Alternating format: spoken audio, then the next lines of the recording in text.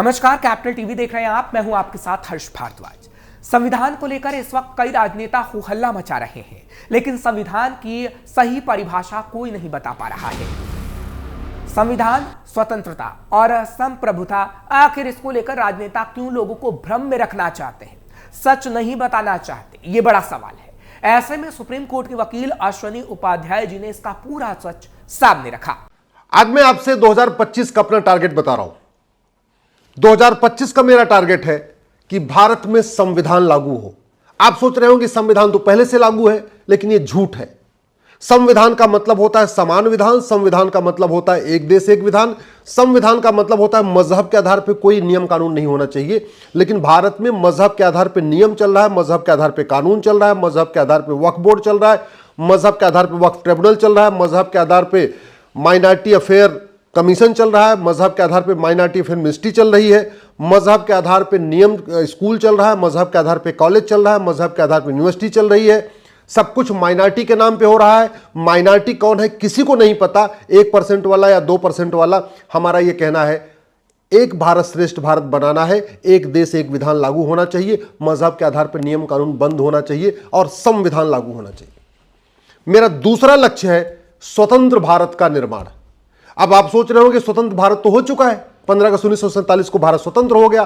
तो आपको बता दूं, स्वतंत्र, स्व का मतलब अपना, तंत्र का मतलब सिस्टम, यानी जो सिस्टम होना चाहिए हमारा सिस्टम होना चाहिए। दुर्भाग्यवश 75 साल से हम स्वतंत्रता दिवस मना रहे हैं, कोई भी सिस्टम हमारा अपना नहीं है। एजुकेशन सिस्टम मैकाले वाला चल रहा है, पुलिस सिस्टम अंग्रेजों का चल रहा है, जुडिशियल सिस्टम अंग्रेजों का चल रहा है, टैक्स सिस्टम विदेशी है, बिजनेस सिस्टम विदेशी है, हेल्थ केयर सिस्टम विदेशी है, एडमिनिस्ट्रेटिव सिस्टम विदेशी है। तो कहने को हम स्वतंत्र हैं, वास्तव में आज भी परतंत्र हैं, आज भी हम गुलाम हैं। तीसरा मेरा लक्ष्य है संप्रभु भारत का निर्माण। संप्रभुता का मतलब होता है गुलामी का नामो निशान नहीं होना चाहिए। कभी एयरपोर्ट पे जाना, आप कभी जहाज में चढ़ना तो देखना जहाज के ऊपर लिखा रहता है वीटी। वीटी मतलब विक्टोरिया टेरिटरी।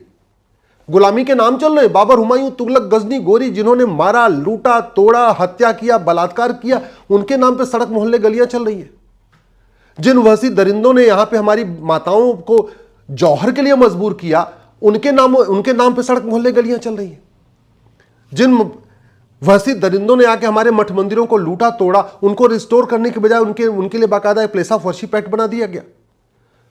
संप्रभुता का मतलब यह होता है न गुलामी का नाम हो, न गुलामी का निशान हो, न गुलामी की कुरीतियां हो, न गुलामी की कुप्रथाएं हो, न गुलामी की पुलिस व्यवस्था हो, न गुलामी की शिक्षा व्यवस्था हो, न गुलामी की टैक्स व्यवस्था हो, न गुलामी की चिकित्सा व्यवस्था हो, न गुलामी की कर व्यवस्था हो, न गुलामी की व्यापार व्यवस्था हो, न गुलामी की श्रम व्यवस्था हो, न गुलामी की कृषि व्यवस्था हो। कुछ भी गुलामी का नहीं होना चाहिए, हमारा अपना भारत का होना चाहिए, हिंदुस्तान का होना चाहिए।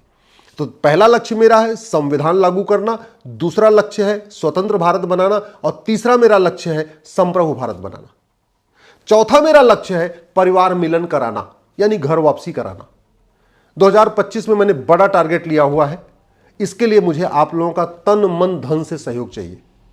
तन मन से आप सहयोग तो करते हैं, लेकिन अब मुझे धन का भी सहयोग चाहिए। और वो क्यों चाहिए? क्योंकि काम बड़ा करना है तो ऑफिस भी बड़ा चाहिए, मैन पावर भी ज्यादा चाहिए, और भी पूरा सिस्टम बड़ा करना पड़ेगा। दिल्ली में एक बड़ा ऑफिस खोलना पड़ेगा, देश के अलग अलग शहरों में भी इस काम को बढ़ाना पड़ेगा। तो तन मन के साथ धन का भी सहयोग चाहिए।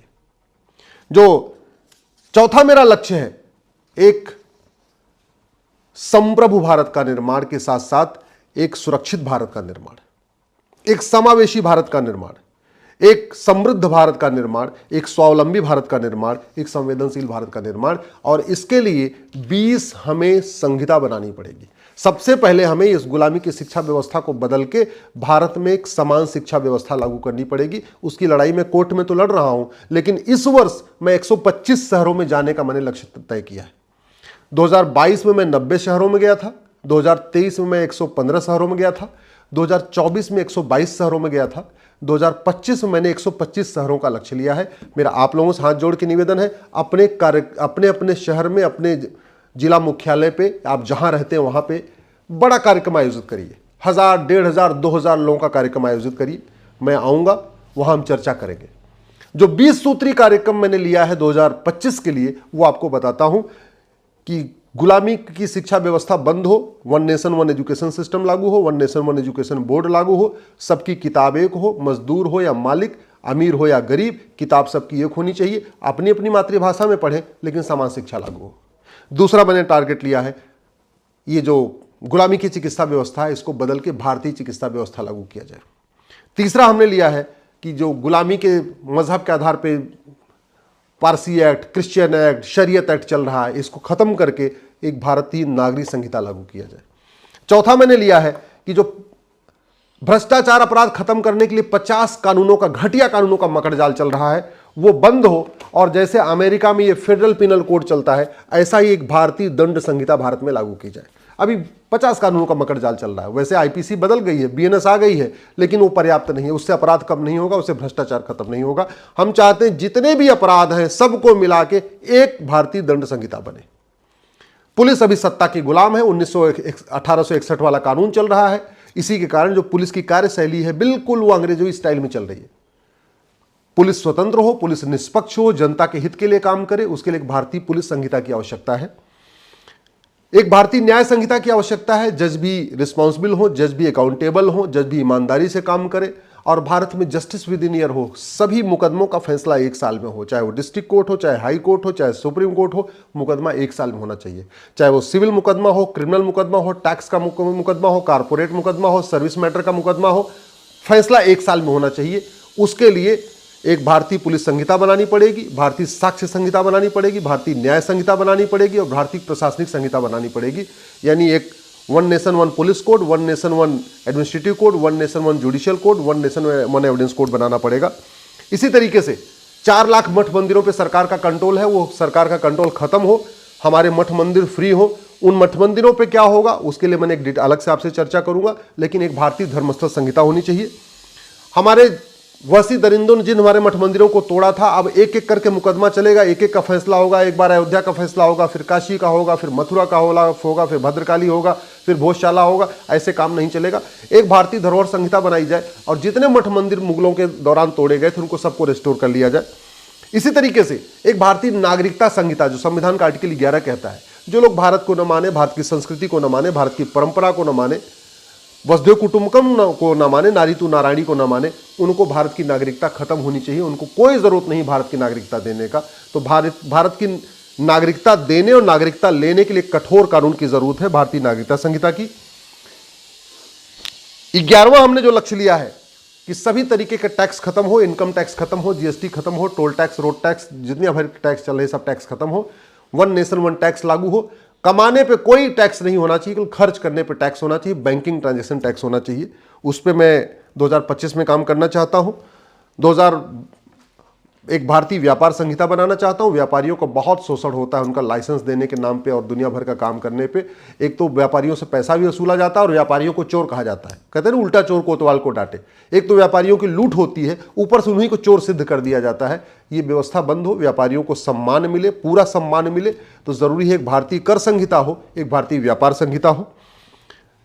किसानों का अच्छा विकास हो, लोग कृषि क्षेत्र के अपनी कृषि व्यवस्था छोड़ के भागे ना, गांव से पलायन ना हो, इसलिए एक भारतीय कृषि संहिता की आवश्यकता है। भारतीय श्रम संहिता की आवश्यकता है। आज की डेट में क्या हो रहा है कि बहुत सारे लोग तो किसानी इसलिए नहीं करना चाहते, मजदूरी इसलिए नहीं करना चाहते, उनको सम्मान नहीं मिलता, उनके बच्चों का विवाह नहीं होता, इसलिए लोग सब गांव छोड़ छोड़ के पलायन कर रहे हैं, शहर की तरफ भाग के आ रहे हैं। वो रुके, उसके लिए एक भारतीय कृषि संहिता और एक भारतीय श्रम संहिता की आवश्यकता है।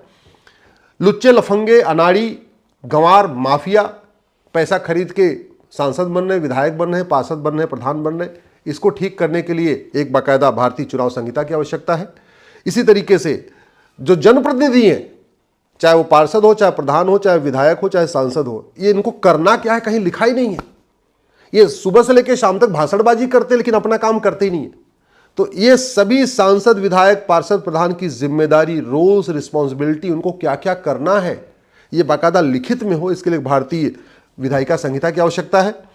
इसी तरीके से भारत में संपत्ति का बहुत डिस्प्यूट रहता है, उसके लिए एक भारतीय संपत्ति संहिता की आवश्यकता है। पर्यावरण लगातार गंदा हो रहा है, air pollution, water pollution, noise pollution, land pollution बढ़ रहा है। पर्यावरण को संरक्षित करने के लिए एक भारतीय पर्यावरण संहिता की आवश्यकता है। संविधान में फंडामेंटल ड्यूटी दिया हुआ है, लेकिन फंडामेंटल ड्यूटी न मानने पे कोई दंड का प्रावधान नहीं है। इसलिए एक भारतीय कर्तव्य संहिता की आवश्यकता है। और सबसे इंपॉर्टेंट, जो भारत की 50% समस्याओं का रूट काज है, वो है पॉपुलेशन एक्सप्लोजन। 90,000 बच्चे रोज पैदा हो रहे हैं। सरकार जब तक 2 करोड़ घर बनाती है, 10 करोड़ बेघर पैदा हो जाते हैं। सरकार जब तक 2 करोड़ लोगों को रोजगार देती है, 10 करोड़ बेरोजगार पैदा हो जाते हैं। इसलिए हम दो हमारे दो सबके लिए जरूरी हो। इसके लिए एक भारतीय जनसंख्या संहिता की आवश्यकता है। भ्रष्टाचार अपराध खत्म हो, इसके लिए justice with in year, justice for all लागू करना पड़ेगा। बेरोजगारी, कुपोषण, प्रदूषण खत्म हो, इसके लिए जनसंख्या नीति बनानी पड़ेगी। मैं इन 20 विषयों पे काम करना चाहता हूं, लेकिन इसके लिए मुझे एक बड़ा ऑफिस चाहिए दिल्ली में। स्वाभाविक सी बात है, दिल्ली बहुत महंगा है, ज़मीन खरीदना, उस पर मकान बनवाना, ये सब बहुत महंगा काम है। इसके लिए थोड़ा हमें स्टाफ भी बढ़ाना है अपना, साथ में अपनी ज़्यादा हमें सहयोगियों की आवश्यकता है। अलग अलग शहरों में ऑफिस खोलने की आवश्यकता है। इस साल मैंने टारगेट ये लिया है कि प्रत्येक राजधानी में एक कार्यालय खोलेंगे। जहाँ जहाँ हाईकोर्ट है वहाँ एक कार्यालय खोलेंगे।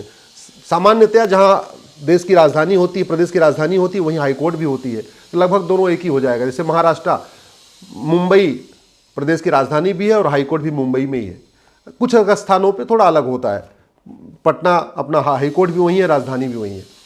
तो 2025 में ये टारगेट लिया है कि एक बड़ा ऑफिस दिल्ली में ले, प्रत्येक राजधानियों में उसके कार्यालय खुले, अलग से मैन पावर लगे, कम से कम 125 स्थानों पे बड़े कार्यक्रम हो। इसके लिए मुझे आपके तन मन धन की आवश्यकता है। आप अगर मेरी बातों से सहमत हैं, आने वाली पीढ़ियों को सुरक्षित बनाना चाहते हैं, तो हमारा सहयोग करिए। बस एक बात याद रखिएगा, इस समय 10,000 हिंदुओं का प्रतिदिन धर्मांतरण हो रहा है। 90,000 बच्चे रोज पैदा हो रहे हैं। 6 करोड़ घुसपैठी आ चुके हैं। और अगर हम घटेंगे तो हम कटेंगे। 100% मान के चलिए, जहां जहां घटे वहां वहां कटे, जब जब घटे तब तब कटे। और लगातार घट रहे हैं। 9 राज्यों में घट चुके हैं। 800 जिलों में से 200 जिलों में घट चुके हैं। 6,000 तहसीलों में से 1,500 तहसीलों में घट चुके हैं। अफगानिस्तान में घटे तो काट काट के खत्म कर दिए। पाकिस्तान में घटे इसलिए काट काट के खत्म कर दिए। बांग्लादेश में घटे तो काट काट के खत्म कर दिए। कश्मीर में घटे तो काट काट के खत्म कर दिए। भारत बचे, भारत की संस्कृति बचे, भारत का त्यौहार बचे, भारत की परंपरा बचे, हमारे आने वाली पीढ़ियां सुरक्षित रहें। उसके लिए ये मैंने मिशन लिया हुआ है। आप इस वीडियो को अधिक से अधिक शेयर करिएगा। अपने जान पहचान के जो आपके नेता हैं, अभिनेता हैं, लेखक हैं, बुद्धिजीवी हैं, पत्रकार हैं, कलमकार हैं, उनसे भी शेयर करिएगा। और मैं आपसे तन मन धन से सहयोग की आशा करता हूं। तो अब तो आप समझ गए होंगे कि कैसे संविधान की गलत परिभाषा हमेशा से गढ़ने की कोशिश होती आई है। लेकिन सुप्रीम कोर्ट के वकील अश्विनी उपाध्याय जिस तरीके से काम कर रहे हैं और जिस तरीके से इन चीजों को सबके सामने रख रहे हैं, वो कई मायनों को दर्शाता है। फिलहाल आपको ये वीडियो कैसा लगा हमें कमेंट सेक्शन में जरूर बताइएगा। खबर को लाइक करें और हमारे चैनल को सब्सक्राइब जरूर करें।